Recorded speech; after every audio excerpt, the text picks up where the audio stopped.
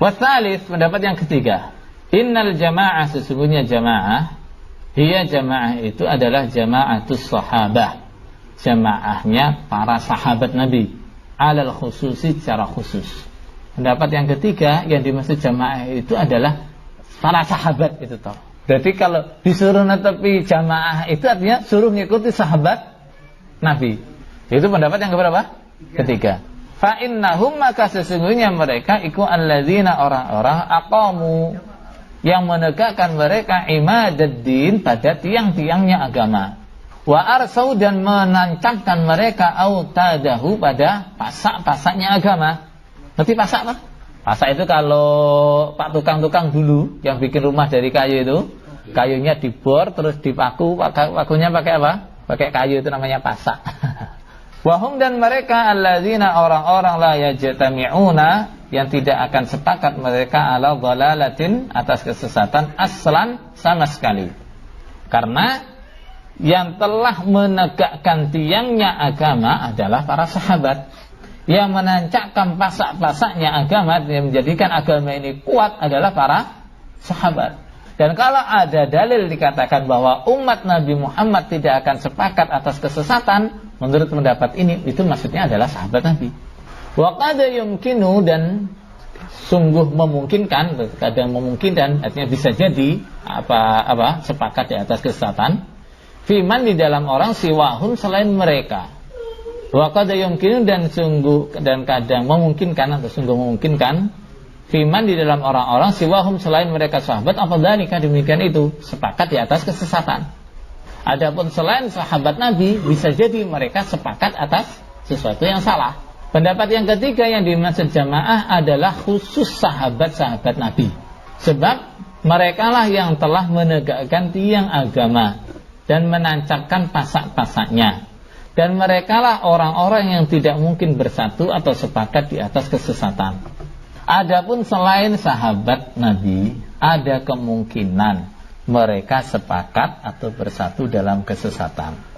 Ala tara, adakah tidak melihat engkau qaulahu, pada sabda Nabi sallallahu alaihi wasallam, la taqumu, tidak akan terjadi apa as-saatu, kiamat, ala ahadin, atas seseorang, yaqulu, yang berkata dia Allah Allah. Bukankah engkau tahu sabda Nabi sallallahu alaihi wasallam, dan kiamat tidak akan menimpa seorang pun yang mengucapkan Allah Allah. Berarti ketika kiamat itu terjadi, sudah nggak ada orang yang mengucapkan Allah. Berarti semuanya sesat, sepakat.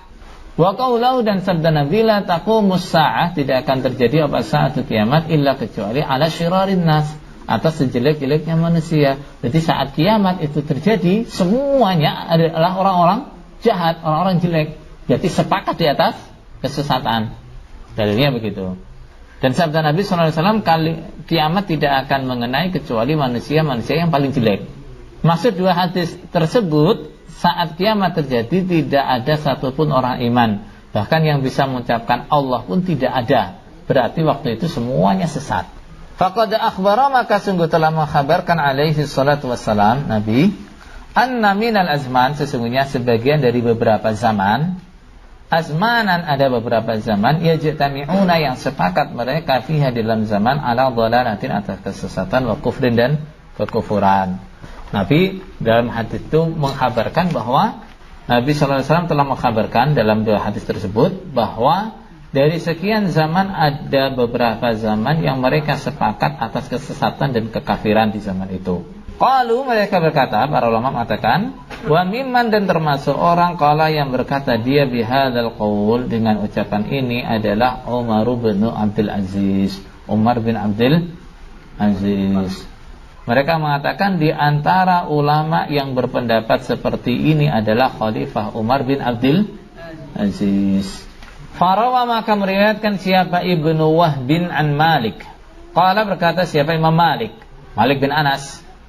Qala, berkata siapa Imam Malik, karena ada siapa Umar bin Abdul Aziz, Umar bin Abdul Aziz, yaqulu, berkata dia, sanna, telah mensunnahkan siapa Rasulullah sallallahu alaihi wasallam, wa wulatul amri, dan para wulatul amr. Siapa wulatul amr?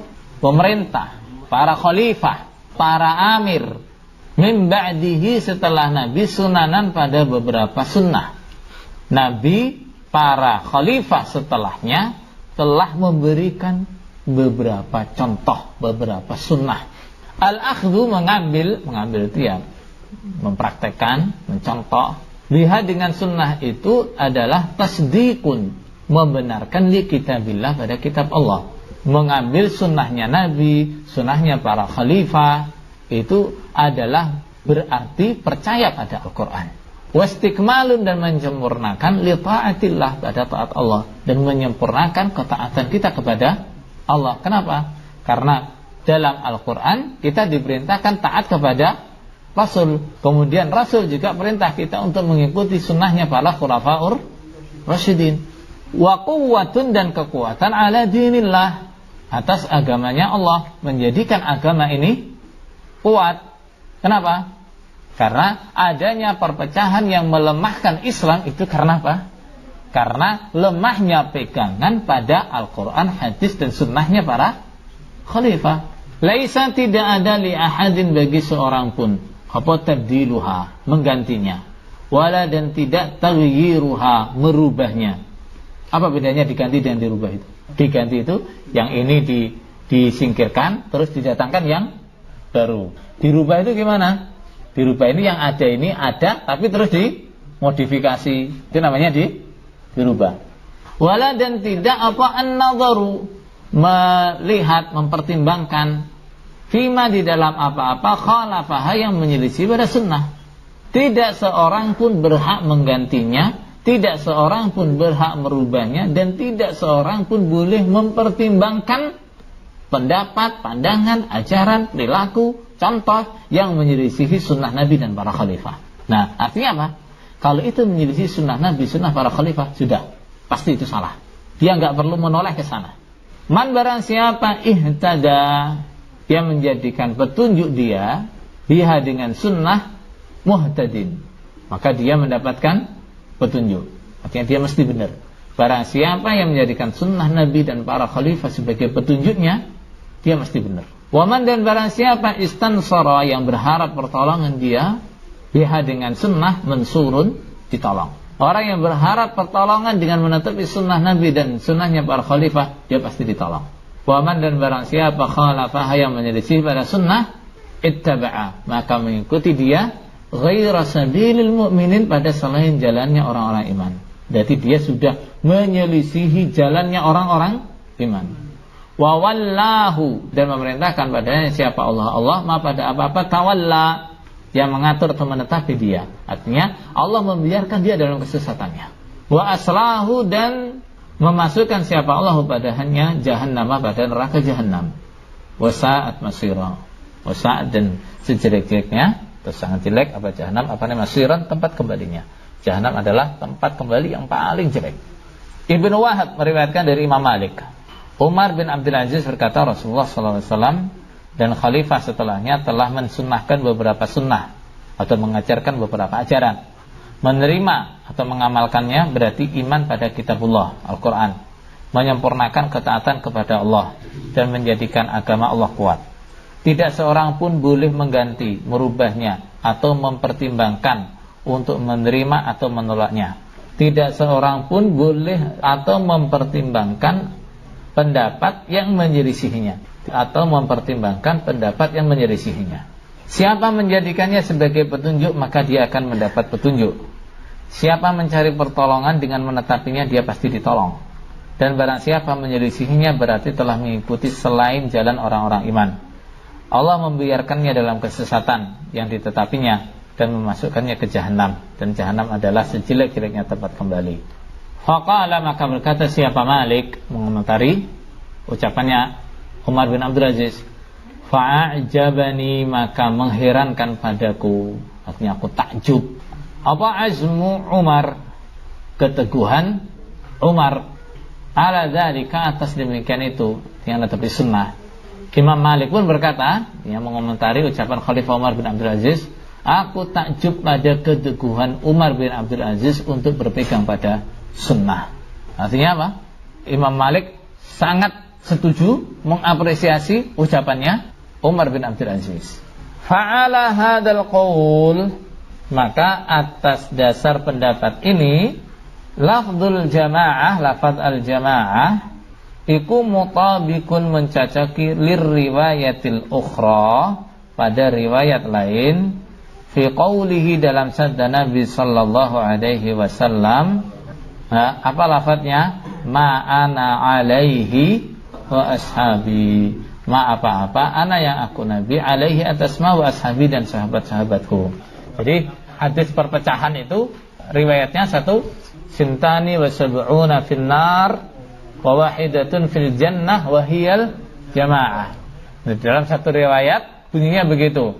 Yang satu itu adalah al jamaah. Kemudian di riwayat yang lain Nabi ditanya, ketika Nabi mengatakan kulluhum finnar illa wahidah, semuanya di neraka kecuali satu. Nabi ditanya, "Man hum ya Rasulullah?" Siapakah yang satu itu wahai Rasulullah? Nabi menjawab, "Ma ana alaihi wa ashabi." Yang aku tetapi bersama sahabat-sahabatku. Berarti kalau mengacu pendapat ini, makna jamaah itu sama dengan riwayat hadis ma ana alaihi wa ashabi. Faka'annahu, maka seakan-akan lafaz jamaah iku raji'un kembali ila pada annama qaluhu, sesungguhnya apa-apa yang mereka ucapkan, wama dan apa-apa sannuhu yang mereka sunnahkan, wama dan apa-apa ijtihadu yang berijtihad mereka ini semuanya para sahabat, fihi di dalam ma'iku hujjatun, hujjah alal itlaq secara mutlak sebagai hujjah. Atas dasar pendapat ini, lafaz al-jamaah maknanya cocok dengan riwayat lain dalam sabda Nabi sallallahu alaihi wasallam. Jamaah adalah yang aku tetapi dan sahabat-sahabatku. Seakan-akan arti lafaz al-jamaah itu kembali pada apa yang diucapkan dan diajarkan oleh para sahabat, kembali pada bahwa apa yang diucapkan, diajarkan, ijtihad para sahabat itu adalah hujjah secara mutlak. Artinya kita bisa berdalil dengan ucapannya sahabat, kita bisa berdalil dengan contohnya sahabat, kita bisa berdalil dengan hasil ijtihadnya sahabat. Kecuali ketika apa? Ketika suatu masalah sahabat berbeda pendapat. Ketika ada perbedaan pendapat di antara sahabat, tentu kita tidak bisa menjadikan ucapannya satu sahabat sebagai dalil untuk menyalahkan sahabat yang lain. Tidak bisa. Misalnya sahabat A berbeda pendapat dengan sahabat B, maka saya tidak bisa menyalahkan pendapatnya sahabat A karena berbeda dengan pendapatnya sahabat B. Terus gimana kalau ada perbedaan begitu? Saya lihat lagi ke atas, dalil yang lebih atas. Ucapannya dua sahabat ini yang paling dekat dengan hadis atau dengan Quran siapa? Ucapannya siapa? Tapi kalau ada ucapan sahabat yang tidak ada pendapat sahabat lain yang menyelisihinya, atau ijtihad sahabat yang tidak diselisih oleh sahabat lain, atau praktek sahabat yang tidak diselisih oleh sahabat lain, itu adalah hujjah, itu adalah dalil. Apa sih dasarnya begitu? Li syahadati Rasulillah, karena penyaksian Rasulullah sallallahu alaihi wasallam, lahum untuk mereka, bidzalika dengan demikian itu, khususan secara khusus fi qaulihi di dalam sabdanya Nabi, fa'alaikum, menetapilah kalian bisunnati dengan sunnahku, wa sunnatil khulafa'ir rasyidin, dan sunnahnya para khalifah ar-rasyidin, wa asbahahu, dan semisalnya. Karena penyaksian baik Rasulullah sallallahu alaihi wasallam khusus untuk mereka dalam sabdanya, tetapilah sunnahku dan sunnah para khulafa'ur rasyidin, dan sabda-sabdanya yang serupa. Misalnya khairu ummati qarni, sebaik-baiknya generasi umatku adalah generasiku. Tsummal ladzina yalunahum, kemudian generasi setelah mereka. Tsummal ladzina yalunahum, kemudian generasi setelah mereka lagi. Ini adalah apa? Penyaksian Nabi untuk mereka. Wali annahum, dan karena sesungguhnya mereka itu al-mutalaqqun, orang-orang yang menerima langsung li kalamin nubuwah, pada kalam atau sabda kenabian, artinya sabdanya Nabi. Dan karena mereka lah orang-orang yang menerima langsung, mendengar langsung sabda-sabdanya Nabi. Al-muhtaduna, orang-orang yang mengikuti bisyariati, pada syariat. Dan mereka yang semasa hidupnya mengikuti syariat. Alladzina orang-orang fahimu yang faham mereka muradallah pada maksud Allah, bitalaqi dengan menerima langsung min nabiyyihi dari nabinya Allah, musyafahatan secara langsung musyafahah. Jadi kata syafah itu apa? Bibir, melihat langsung pas ngomong, dengar langsung pas ngomong, itu namanya musyafahah. Mereka adalah orang-orang yang memahami maksud Allah.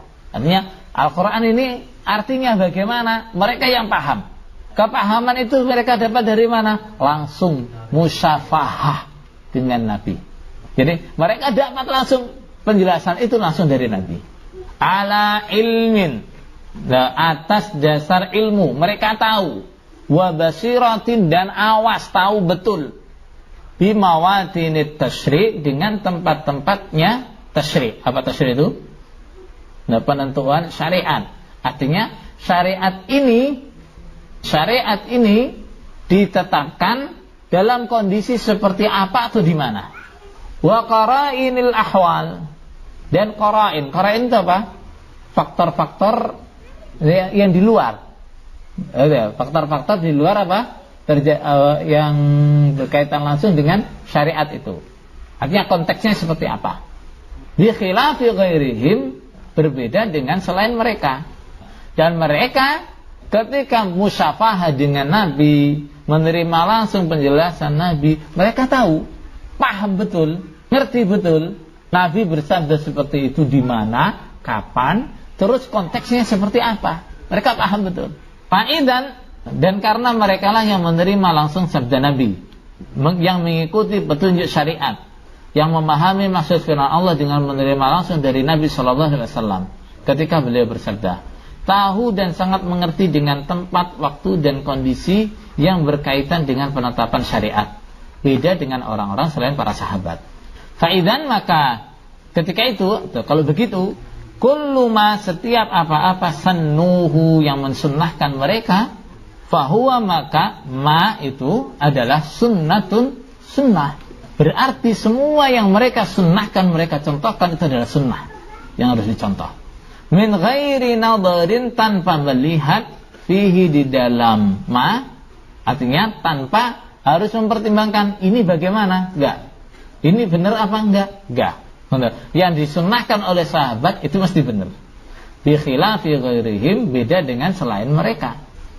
Fa inna fihi, maka sesungguhnya di dalam sunnahnya selain sahabat, li ahli ijtihad, bagi ahli ijtihad, ulama-ulama mujtahid, majalan, ruang, lin nadhari, untuk melihat, raddan, dengan menolak, au qabulan, atau menerima.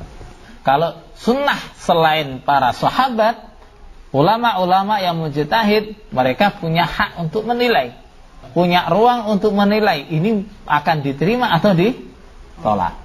Dengan begitu semua yang mereka, yang para sahabat contohkan atau ajarkan adalah contoh atau ajaran yang harus diikuti, tanpa pertimbangan layak dicontoh atau tidak. Beda dengan yang dicontohkan oleh selain sahabat, maka ulama-ulama ahli ijtihad memiliki ruang untuk menimbang diterima atau tidak. Fa ahlul bid'ah, maka ahli bid'ah, idzan ketika itu, ghairu dakhilina, tidak masuk, fil jama'ati, di dalam jamaah, qat'an, sama sekali, ala hadzal qaul, qat'an, secara pasti gitu ya, ala hadzal qaul, berdasarkan pendapat ini. Maka secara pasti ahli bid'ah tidak termasuk dalam makna jamaah jika berdasarkan pendapat ini.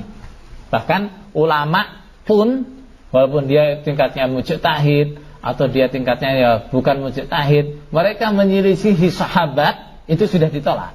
Kesimpulan pendapat ketiga, satu, jamaah yang dimaksud adalah sahabat-sahabat Nabi saja. Jadi alaikum bil jamaah, kalau menurut pendapat ini adalah ikutilah sahabat-sahabat Nabi. Itu namanya tetapi jamaah.